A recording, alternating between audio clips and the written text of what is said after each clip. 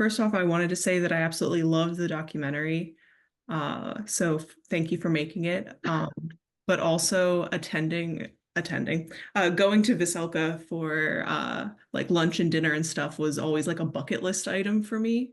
And I got to check it off a few weeks ago when I came into the city, and food was amazing. So Thank you. Thank you. Thank you so Appreciate much. it.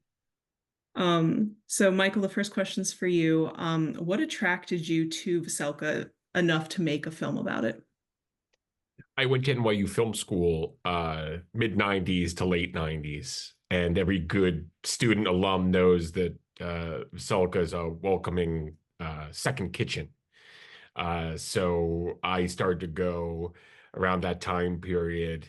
Oftentimes I'd go with my good friend John Javakian and we'd do the late night when it was 24 hours and we'd play cards in a back corner and have some hollow toast and coffee for an hour and a half or 2 hours. And most diners or restaurants would throw us out for playing cards, but we were embraced. We were part of the color of the restaurant, which was so nice. So yeah, just fell in love with the place. That's awesome. That's awesome.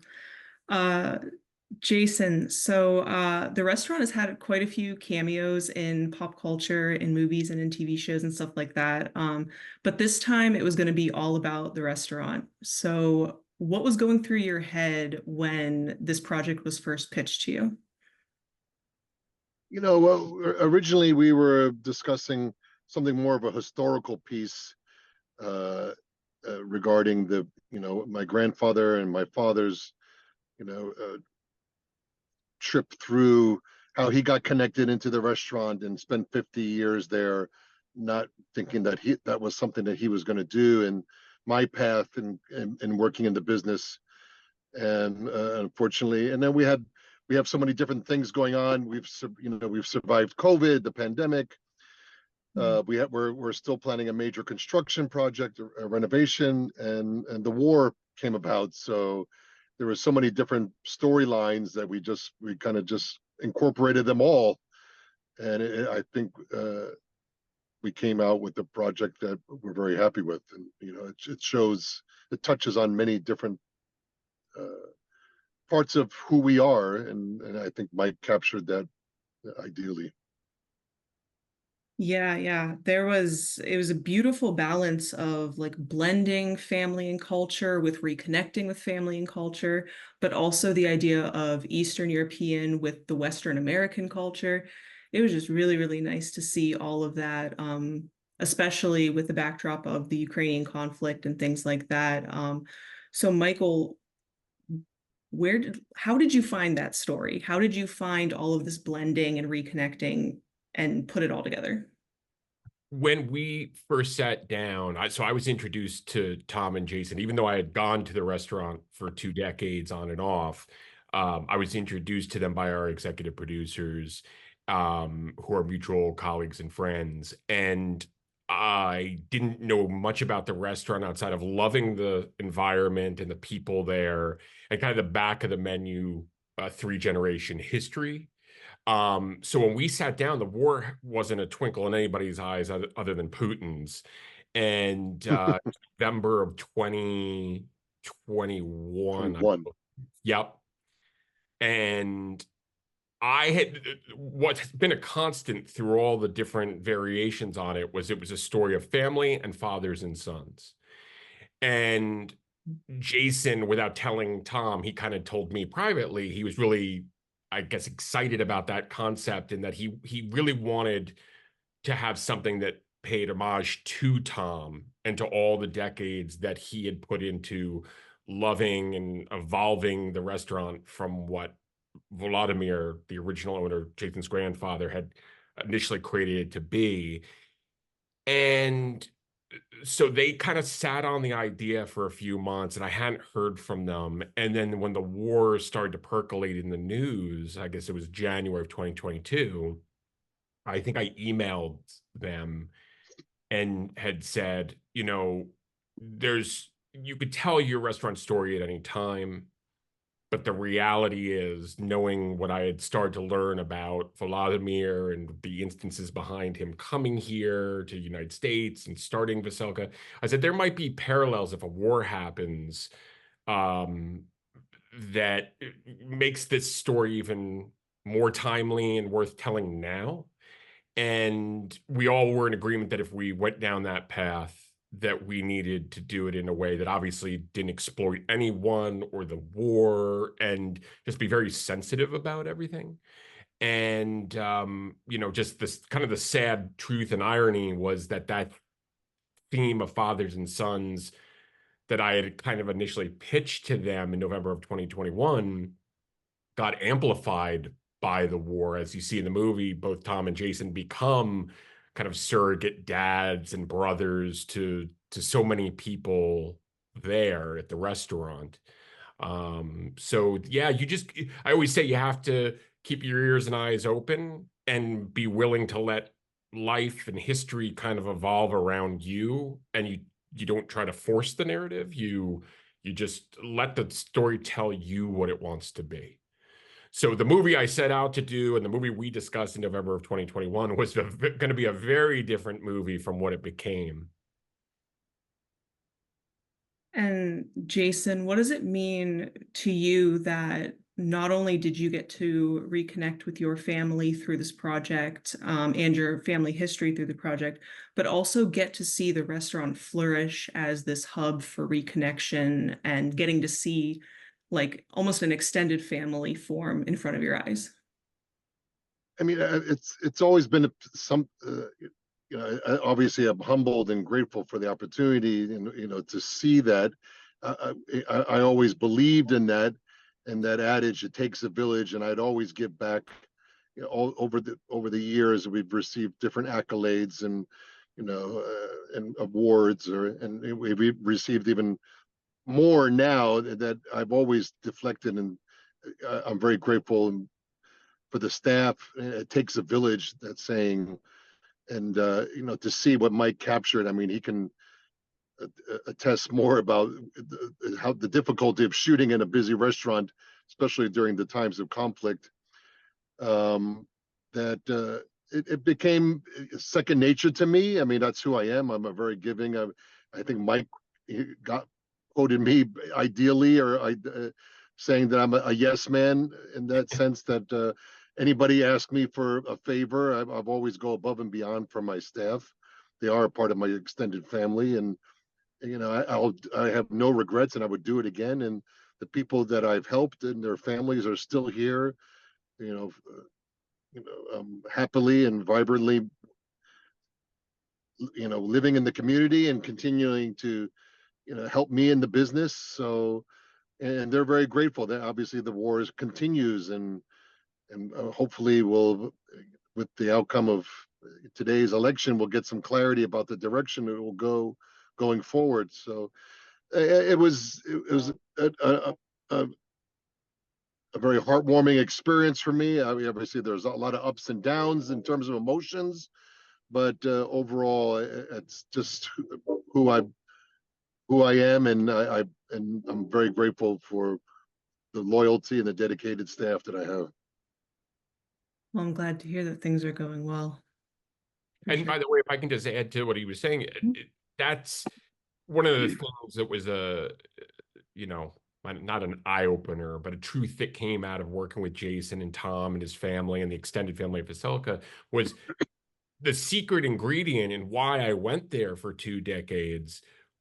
It wasn't just the food. I started to realize it's the people. It's everyone behind the scenes and the servers, the maitre d's, like everyone's wonderful there.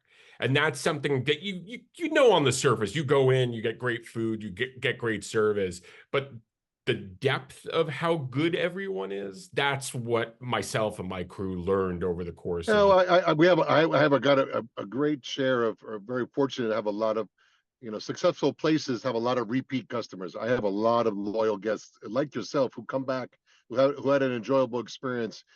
But I have people who come and eat a meal or two every day, and they've now connected with the staff, and I think that was also evident in the documentary, people came in droves, not only to support Ukrainian businesses, but to check on the people, the Ukrainian staff that I had working there. And I was very concerned, honestly, early on. I was never thought that we would be at this spot. I always thought, that the sanctions would have prevailed, that were in place. But when the war started, and the invasion started, I didn't think staff would come to work, but actually and I offered them, stay home. You want to check on your family. I understand your mind is not here, but the staff came together and they wanted to work because they wanted to be distracted from, and be with others, during this time of conflict. And I think that's resonated year after year with different calamities that we faced with 9/11 and Superstorm Sandy and the George Floyd protests and COVID and the pandemic. I didn't even think I was going to survive the pandemic, honestly. There's so many businesses that didn't survive, especially in the hospitality industry. So, and it was people that, again, loyal people that have been coming for years that continue to, you got to open more hours as soon as we did. I got sick right after COVID, when COVID hit in March of 2022. I was working the register the last few weeks. I remember people coming in coughing, and there was no such thing as masks or anything, or shots or anything of that nature. So hence, I'm just really happy to, grateful to be in the position I am. Again, I would trade it all this, glory or fame or, the documentary for peace in Ukraine or for this war never happening. I think anybody would, if that of Ukrainian background. So I went on a tangent there, but it's all good. No, it's true. Here. Yep. Yeah. Michael, can you explain the full title of the film? Sure. I know that Veselka means rainbow in Ukrainian, but there's a lot more to the title than that. As David Duchovny is quoted as saying, he said the title for a little promo we had, and then he goes, "It's a mouthful, like pierogi." And it is. It takes up a marquee. I joked with somebody the other day. Robert Zemeckis had to name his new Tom Hanks movie "The Simple Here" because we stole all the other letters for the marquee. But the origins of the title are kind of many. So we had talked about different variations on the title very early on in the post process, and at one point we were calling it like "Meet Me at the Rainbow." Different variations on that. And then a singer-songwriter I've worked with for 15 years now. He goes by Clamp. His name is Morgan Clamp. He's in Canada, in Toronto. Wonderful guy, wonderful performer. He knew I was making the movie, and he said, I've got an idea for a track. Just give me like a keyword or two of what you think the movie is about, and I want to like polish this for you and present it to you. I said immediately, I just said community. And he said, okay, great. And he comes back a couple weeks or months later and he gives me this track. And it was awesome. And it's in the movie. It's the music at the end credits. And the title of it is "On the Corner at the Center of the World." And the minute I read that in the email, I called him up and I said, the song's great. I like the title of it even better. And I was like, do you mind if I like present this to Jason and Tom and the Veselka family? And he's like, yeah, go ahead. So I in one of our last test screenings where I was showing it to Jason and Tom, I put it on the screen as "The Rainbow on the Corner at the Center of the World," and everybody really liked that. Wordy, but it you know where you stand literally with that. It just clicked. I mean, and we're Veselka is at the corner of what is known as Little Ukraine of New York. So, and we're a stalwart, a pillar of that community, and obviously the neighborhood's gentrified, but we're that's where we started, and that's where we'll always be. And I'm not planning on moving from that location. And for what it's worth, I really do feel I'm on the corner of the center of the world in my little world of Veselka. Um, And like going into this film, obviously it's about the restaurant, and then hearing the conflict in Ukraine and everything. It's kind of one of those things like, what does a restaurant have to do with all of this kind of thing? But the quote, with food you can connect anybody, was like the perfect line to add, and it's my favorite because I do think it's true.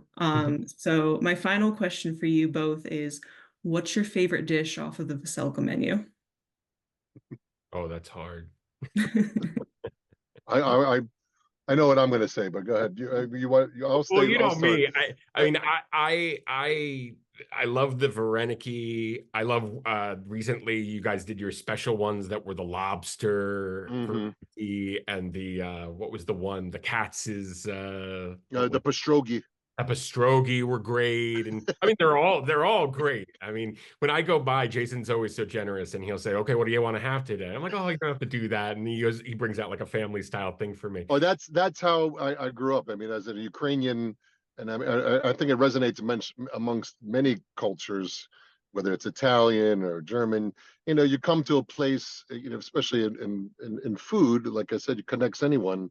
My grandmother, you wouldn't come to her house without, trying something or having a spread of food because she wanted, that was her way of showing her love. But my favorite is probably the borscht. Uh, it's been on the menu for many years. It's a meal in itself. It's very hearty. I mean, we make several different versions depending on the year. A meat, a vegetarian. We have cold borscht in the summer. We have Christmas borscht at the holidays. Um, so it's in it resonates more. I've more recently we started a campaign or initiative after the war had began. There was a fight where borscht was originated and it became a UNESCO heritage dish of Ukraine about a month into the conflict. I decided that the borscht sales, whether you had it in a restaurant or to go or we shipped it nationally to you, that I would donate those funds, the monies, the proceeds of our borscht sales to Ukrainian humanitarian relief efforts. Um, it's I've donated to year to date $750,000.